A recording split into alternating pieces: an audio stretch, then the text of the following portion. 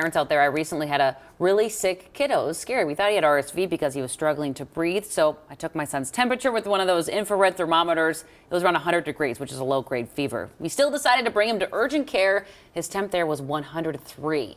So it got me wondering, how accurate are these popular infrared thermometers? So I went to the doc to find out. When your child is sick, it can be terrifying for any parent who, like me, feels somewhat clueless as to what could be wrong with my child. The only tool in my mommy doctor bag that I rely on is a thermometer. So how accurate is it, and which one is best?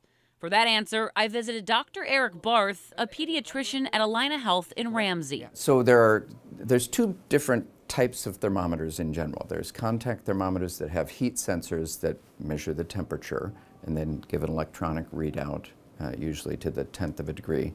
And then there are infrared sensors. Those are no contact thermometers that use an infrared sensor that can measure the temperature without having contact with the body. But we wanted to test 4 different thermometers to see how they read. So this is the one that I feel like restaurants used. So I bought one on Amazon during the pandemic, wanting to test my own temperature. So I'll have you test it on me, and we'll see.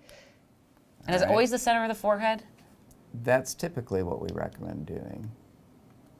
So we got 97.3. Next, we tried another no-contact infrared thermometer meant for infants. We got 97.9. After that, we tried the clinic's ear thermometer. There we go. And this one got 98.2. Okay. Last up, the one we're used to seeing at the doctor's office, the oral thermometer.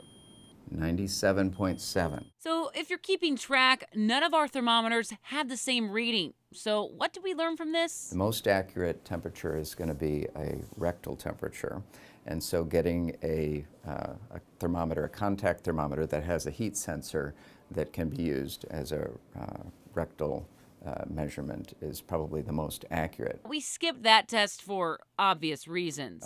You could have one thermometer that you use, say, and you do an axillary temperature, which is probably like the least accurate, but it could be a good screening tool. You do that temperature first, and then if that's elevated, then maybe you do the rectal temperature. Again, especially for infants.